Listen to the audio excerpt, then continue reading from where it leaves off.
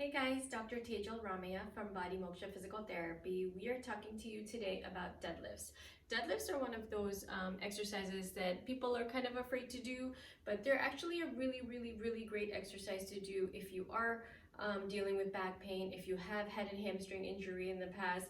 They're a great exercise to do, assuming you've been cleared by your physician and your physical therapist or whichever health practitioner that you're seeing. They're extremely great for strengthening the core, the hips, the glutes, the hamstrings, and they really help to protect the back if you're doing them correctly. So we are going to be talking about the 6 tips to help you perform a successful deadlift without breaking your back, because often I have patients who come in who have been doing deadlifts, but it bothers their back and they don't really know that it shouldn't be bothering their back. So I want to make sure that you guys are doing these correctly because they're so impactful. But you have to do them correct. So the one thing that you want to make sure that you're doing correctly is setting up.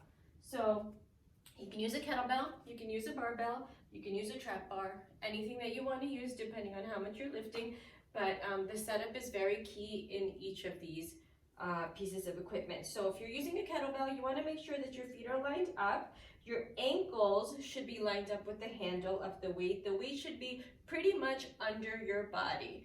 So you're going to be here, and you want to make sure that as you come down, you're maintaining that position where the weight is under your body.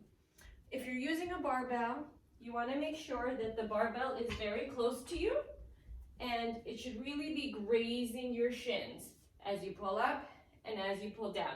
So when you set up, make sure that the barbell is touching your shins.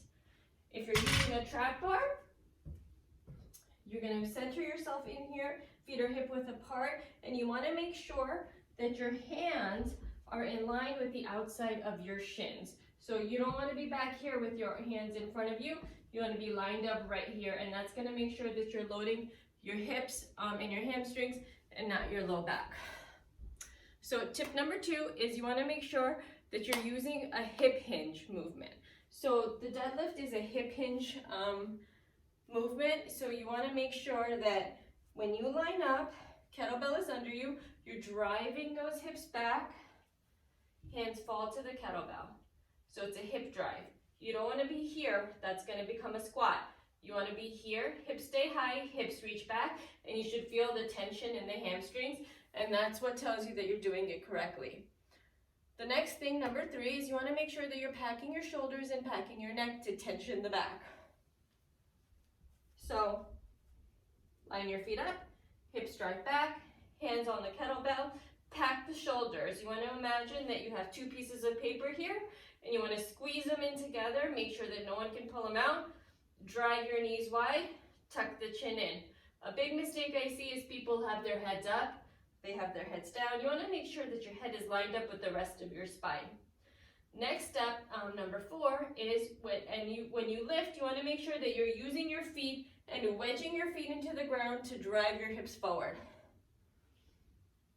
So set up, knees wide, pack the shoulders, pack the neck, wedge your feet into the ground, hips drive forward, hips drive back, tension in the hamstrings, stay packed, hips drive forward, hips drive back, hips drive forward, hips drive back. Okay? Next tip, number 5, is that you want to make sure that as you bring the weight down, the weight's not drifting forward. That's a big mistake that I see. So weight gets pulled up. As you come down, a lot of people tend to drift that weight forward towards their toes, and that really tensions the low back and puts load on it. So you want to make sure that weight is staying right where you started, in between the legs. Same thing if you're with the trap bar, same thing if you're with the barbell. The setup that you started with is the position that you want to maintain throughout the exercise.